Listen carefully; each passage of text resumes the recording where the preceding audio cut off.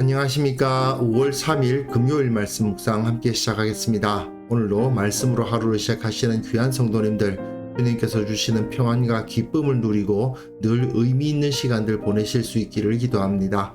오늘 본문은 누가복음 21장 10절에서부터 19절까지 말씀이고요. 종말 예언이 이어지는데요. 그리스도인들이 마지막을 바라보아야 되는데 그 마지막이 진정한 마지막이어야 된다라는 것을 오늘 한번 생각해 보았으면 좋겠습니다. 그럼 먼저 말씀 보시겠습니다.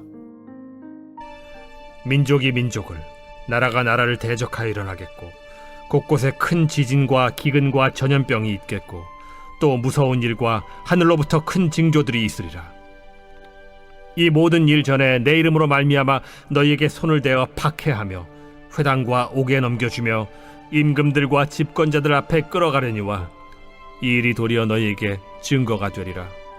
그러므로 너희는 변명할 것을 미리 궁리하지 않도록 명심하라. 내가 너희의 모든 대적이 능히 대항하거나 변박할 수 없는 구변과 지혜를 너희에게 주리라. 심지어 부모와 형제와 친척과 벗이 너희를 넘겨주어 너희 중에 며칠 죽이게 하겠고, 또 너희가 내 이름으로 말미암아 모든 사람에게 미움을 받을 것이나 너희 머리털 하나도 상하지 아니하리라. 너희의 인내로 너희 영혼을 얻으리라. 지금 우리는 예수님께서 가르치신 종말 예언을 보고 있는데요. 우리 그리스도인이라는 존재 자체가 말세를 살아가는 사람들 아닙니까? 그런데 이 말세라는 것은 재난 영화를 떠올리시면 안 됩니다. 제가 긴 길의 그림을 첫 페이지에다가 제시해 놓았는데 마치 이런 거죠. 그 끝이 잘 보이지 않지만 이 길의 끝에는 무언가가 있다는 것, 그리고 분명히 이 길은 끝이 있다는 것을 알면서 계속 꾸준히 걸어가는 그러한 모습이라고 생각하는 것이 더 옳습니다. 결국 인생의 끝이 있고 그 끝은 결국 모든 사람들이 다 똑같다. 이런 의식을 가지면서 우리는 살아가죠. 그런데 모든 사람들이 과연 그런 의식을 가지고 살아가느냐? 그렇지가 않잖아요. 그리스도인들은 인간은 결국 마지막을 경험할 수밖에 없고 그 마지막은 모든 인간이 다 똑같다. 그걸 인식하며 살아가기 때문에 지혜로울 수 있지만 비그리스도인들은 그걸 애써 부인하거나 또는 잊어버리고 살아간단 말입니다. 그러다 보니까 마치 천년 만년 살 것처럼 행동해요. 그런데 이것은 매우 어리석은 거죠. 내 인생의 마지막을 바라보면서 지금 내가 어떻게 살아가야 하는가, 어떻게 실천해야 되는가, 이것이야말로 진정한 지혜라고 할 수 있지 않겠습니까? 결국 예수님께서 오늘 가르치시는 이 본문 자체가 그 지혜를 가르치고 계시다, 이렇게 생각할 수 있겠습니다. 예수님께서는 이제 예루살렘에 들어오셨고 마지막 종말을 예언하고 계십니다. 근데 이 종말 예언이 성전의 파괴잖아요. 그런데 성전 파괴인데 이 성전 파괴가 곧 세상의 종말이 아니다. 그걸 어제 본문에서 우리가 살펴보았는데요. 여기 본문 보시면요. 또 이르시되 민족이 민족을, 나라가 나라를 대적하여 일어나겠고 라고 기록되어 있습니다. 자, 제가 누가는 마가복음을 참조해서 그 복음서를 기록했다. 이거를 꼭 기억하면서 해석을 하면 좋다라고 말씀을 드렸습니다. 먼저 우리가 지금 묵상하고 있는 누가복음의 흐름을 한번 살펴봐요. 이게 어제 본문의 끝입니다. 9절이죠. 난리와 소요의 소문을 들을 때에 두려워하지 말라. 이 일이 먼저 있어야 하되 끝은 곧 되지 아니하리라. 또 이르시되 민족이 민족을, 나라가 나라를 대적하여 일어나겠고, 이렇게 읽힌단 말입니다. 근데 마가복음 보세요. 난리와 난리의 소문을 들을 때에 두려워하지 말라. 이런 일이 있어야 하되 아직 끝은 아니라. 여기까지는 똑같죠? 그런데 바로 민족이 민족을, 나라가 나라를, 민족이 민족을, 나라가 나라를 이어지고 있습니다. 그런데 요 말, 또 이르시되 라는 말은 마가복음에 없어요. 그게 뭐가 그렇게 중요한가 생각하실 수 있지만 이게 상당히 중요한 장치입니다. 왜냐하면 이 유대인들은 성전의 파괴가 곧 세상의 종말이라고 생각하기도 했단 말이죠. 그런데 마가복음만을 읽어보면 끝은 아닌 끝, 바로 성전의 파괴죠. 하지만 그 성전 파괴 이후에도 민족이 민족을, 나라가 나라를 대적하여 일어나는 일이 이어질 것인데 요 사이에 시간적 간격이 있을 거 아닙니까? 마가복음에서는 이것을 구분하지 않고 기록하고 있어요. 한 줄로 쭉. 그러니까 그 시대적 간격이 어떻게 이루어지는지에 대해서 잘 느낌이 오지 않습니다. 하지만 누가는 또 이르시되라는 쉼표 같은 표현을 집어넣음으로써 성전이 파괴되는 사건과 민족이 민족을, 나라가 나라를 대적하여 일어나는 일들이 한꺼번에 일어나는 것이 아니고 성전 파괴 이후에 어느 정도 기간이 있고 그 다음에야 진정한 마지막 민족이 민족을, 나라가 나라를 대적하며 각종 거대한 재앙들이 나타나고 무서운 징조들이 나타나는 것, 그런 일이 있을 것이다. 정말 심판의 날이, 진정한 마지막, 진정한 심판의 날이 있을 것이다. 마가복음을 인용하면서도 이것이 바로 이어지는 시대가 아니다라는 것을 말해주는 거죠. 그리고 다음에 보시면 이 모든 일 전에라고 되어 있잖아요. 그 마지막의 재앙과도 같은 세상 끝날이 진짜 오긴 올 것인데 그 전에 어떤 일이 일어나야 되느냐? 예수님의 재림, 이러한 세상의 마지막 순간이 오기 전에 교회는 예수님의 이름으로 말미암아 교회가 박해를 당하고 회당과 옥에 넘겨지고 임금들과 시권자들 앞에 끌려가는 일이 있을 것이다 라고 말하고 있는 것입니다. 근데 이것도 마가복음에는 없어요. 마가복음에서는 나로 말미암아 너희가 권력자들과 임금들 앞에 설 것이다. 이는 그들에게 증거가 되게 하려 함이라. 이런 표현들이 쓰이고 있죠. 이 일이 도리어 너희의 증거가 되리라. 이는 그들에게 증거가 되게 하려 함이라. 같이 쓰이고는 있지만 이 모든 일 전에라는 표현은 없잖아요.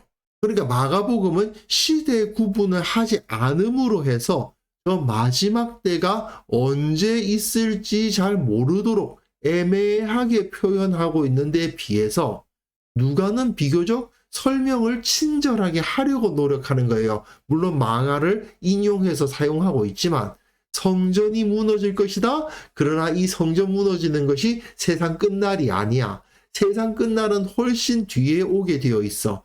그 세상 끝날에 있을 많은 재앙과도 같은 일 전에 교회가 박해를 당하고 핍박을 당하고 임금들과 집권자들 앞에 끌려가는 일이 있을 거야. 하지만 그 모든 것들이 다 너희에게 증거가 될 것이기 때문에 그 모든 일을 당함으로 인해서 오히려 너희가 내 제자라는 사실이 증명될 것이기 때문에 두려워하지 말아라. 이렇게 말하고 있는 거죠.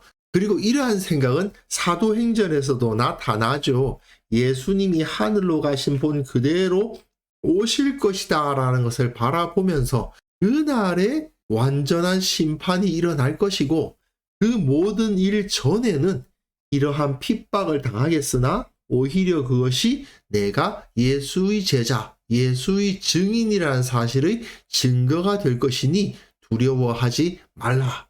그리고 이제 이 세상에서 제자들이 증인으로서 어떻게 살아가야 될 것인가에 대한 가르침이 이어지는데요. 그러므로 너희는 변명할 것을 미리 궁리하지 말아라. 내가 너희의 모든 대적이 능히 대항하거나 반박할 수 없는 구변과 지혜를 너희에게 주리라 라고 말씀하고 계신데, 그러니까 자기 생명을 보존하기 위해서 어떻게 말할까? 어떻게 적당히 둘러댈까? 이런 거 생각하지 말라는 말씀입니다. 알고 있는 대로, 사실대로 말하는 방식으로 대처하라는 뜻이에요. 그러면 오히려 능히 대항할 수 있고 반박할 수 있는 구변과 지혜가 될 것이다. 그 말씀인 거죠. 예수님께서는 그 성령의 능력으로 우리들에게 거짓말을 잘하게 하시거나 적당히 둘러대는 것을 잘하게 하실 리가 없죠. 오히려 진실된 말을 할 것인데 그 진실된 말을 통해서 어떠한 대적도 대항하거나 반박할 수 없게 될 것이다 라고 말씀을 하시는 겁니다. 우리가 만약에 세상을 두려워한다면야 어떻게 말해야 되지? 어떻게 둘러대지? 이런 걸 고민하겠지만 우리가 세상을 두려워하지 않는다면 굳이 내가 무슨 말을 어떻게 할까 고민할 필요가 없지 않습니까? 예수님의 제자, 예수님의 증인이라는 사실이 죄일 수 있습니까? 그것이 부끄러운 일인가요? 그렇지 않잖아요. 그것이 두려워할 만한 일입니까? 그렇지 않잖아요. 그러니까 부끄러워함 없이 두려움 없이 세상에서 나의 믿음을 드러내면서 살아가라는 것이죠. 그렇게 했을 때 그것이 진정한 반박할 수 없는 구변과 지혜가 되는 것입니다. 심지어 부모와 형제와 친척과 벗이 너희를 넘겨주며 너희 중에 몇을 죽이게 할 것이다. 사실 초대 교회에서 가장 큰 핍박자들은 동족들이었죠. 그 중에서는 벗이었던 사람도 있고 가족이라 불렸던 사람들도 있을 것입니다. 그들이 핍박을 할 거예요. 그들이 너희에게 손을 대며 박해하며 회당과 옥에 넘겨주며 임금 등과 집권자들 앞에 끌어가는 일을 할 겁니다. 또한 너희가 내 이름으로 말미암아 모든 사람에게 미움을 받을 것이다. 예수님의 이름을 믿는다는 이유로, 예수님을 따른다는 이유로 모든 사람에게 미움을 받는 일도 있을 수 있습니다. 초대교회 때는 특히 유대인 교인들이 이런 일을 많이 당했죠. 하지만 예수님께서는 너희 머리털 하나도 상하지 아니하리라. 예수님은 그 제자들이 안전할 것이다 라고 선언을 하십니다. 그리고 너희 인내로 너희 영혼을 얻으리라고 말씀하시죠. 너희 영혼이 그 인내를 통해서 구원을 받을 것이다 라는 말씀입니다. 아니, 많은 분들이 그 당시에 순교를 당하지도 아니했습니까? 맞습니다. 그 당시에 순교 당하신 분들도 많이 있습니다. 하지만 그분들은 머리털 하나도 상하지 않는 보호하심을 입으신 겁니다. 어떻게 그렇게 말할 수 있을까요? 주님께서, 하나님께서 영원한 생명을 보장해 주시지 않았습니까? 그리고 이것은요, 예수님을 따르는 제자들은 그 사명이 다하기 전까지는 결코 죽지 않는다라는 결론도 도출이 가능합니다. 우리가 세상에서 살아가는 동안에 주님께서 우리에게 맡기신 사명에 충실하며 살아가면 하나님께서는 우리의 생명을 지켜주실 겁니다. 만약에 내가 죽게 된다면 내 사명이 다한 거죠. 그것을 통해서 우리에게는 의의 면류관이 준비되어 있는 거 아니겠습니까? 주님께서 그 문에서 우리를 기다리고 계실 것입니다. 잘하였도다 착하고 충성된 종아, 인정해 주시고 기뻐해 주시고 칭찬해 주실 겁니다. 그걸 생각한다면 이러한 어려움을 당한다 하더라도 두려워할 필요가 없는 거죠. 이것이 바로 진정한 마지막을 생각하면서 살아가는 것입니다. 제가 어제 묵상에서도 말씀을 드렸습니다마는 사람들은 어리석어서 가까운 미래의 마지막을 두려워합니다. 혹시 내가 직장을 잃을지도 몰라. 하지만 그것은 진짜 마지막이 아니거든요. 가까운 미래의 마지막, 이 당시 유대인들은 저 성전이 무너진다면 뭐 이런 거죠. 그런 거 마지막이라고 생각하면서 두려워하는데 우리는 그것이 마지막이 아니라는 것을 알고 두려워하지 않을 수 있는 겁니다. 좀 역설적인 이야기지만 사람이 죽음에 대해서 어떻게 생각하는가에 따라서 그 사람의 삶이 달라집니다. 결국 우리는 다 살아가고 있죠. 살아간다는 말은 죽어가는 거죠. 예전에도 한번 이런 말씀 드렸던 기억이 나는데 우리가 죽음을 어떻게 생각하느냐에 따라서 우리 인생이 가치 있어지느냐 가치 없어지느냐가 결정되는 겁니다. 우리의 죽음이 저 개돼지의 죽음과 다를 바가 없다고 생각하면서 살아가게 되면 그 인생은 개돼지의 인생이 되는 거고요. 우리의 죽음이 영원한 하나님 나라를 향한 것이라는 것을 깨닫고 있으면 우리는 영원한 하나님 나라를 향해서 가는 순례자의 거룩한 인생이 되는 겁니다. 내가 언제 주님 앞에 설지 모른다는 것을 인식하면서 살아가면 조금 더 가져보겠다고, 조금 더 인정받아 보겠다고, 조금 더 꾸며보겠다고 그렇게 하는 거 얼마나 어리석은 것인지도 깨닫게 됩니다. 그러니 우리의 삶이 진정 가치 있어질 수밖에 없는 거죠. 이건 뭐 공동체적 차원에서도 마찬가지라고 생각합니다. 주님께서 언제 다시 오실지 모르는데 유명한 교회가 되고 화려한 건물을 짓고 그게 그렇게까지 큰 의미가 있을까요? 영원한 것은 하나님의 말씀과 인간의 영혼임을 생각해 본다면 그 영원한 것을 교회가 추구해야 되지 않겠습니까? 또한 주님께서 언젠가 다시 오신다는 것을 생각한다면 사람이 과연 무엇을 추구하고 이 세상 가운데 무엇을 위해서 노력해야 될 것인지를 생각해 보게 되지 않겠습니까?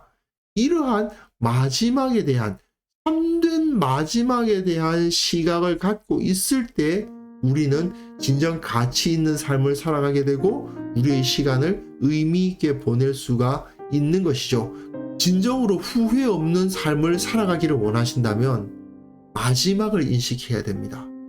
내가 주님 앞에 설 그날을 바라보면서 살아야 됩니다.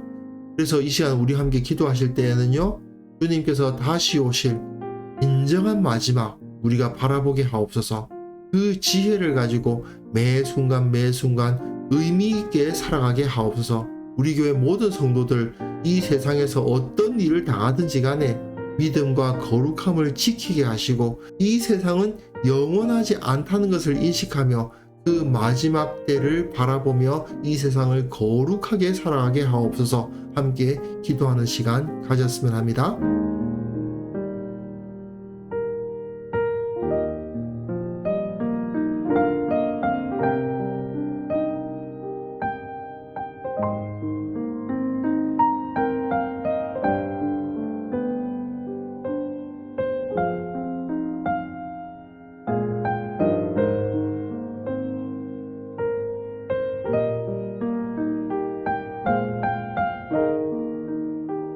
하나님 아버지, 우리가 진정 마지막을 바라보는 지혜를 갖게 해 주옵소서. 내가 주님 앞에 서게 될 그날, 주님께서 다시 오실 그날을 바라볼 줄 아는 지혜를 주시고 그 지혜를 가지고 내게 주어진 매 순간 의미 있게, 가치 있게, 거룩하게 살아갈 수 있도록 도와주옵소서. 우리 교회 모든 성도들을 축복합니다. 그들이 세상에서 어떤 일을 당하든지 간에 이 세상은 영원하지 않음을 기억하면서 그곳에서 믿음과 거룩함을 지키며 살아가는 자들 되게 하여 주옵소서. 그것을 통해서 진정 가치 있는 것이 무엇이고 진정 추구해야 될 것이 무엇인지 세상 사람들에게 드러내는 믿음의 사람들이 다 될 수 있도록 도와주옵소서. 주님, 특별히 한국교회를 위해서 기도합니다. 이들이 모두 다 그 참된 마지막을 바라볼 줄 아는 지혜를 가져서 세상적 가치관에 붙잡히지 않도록 붙들어 주옵소서.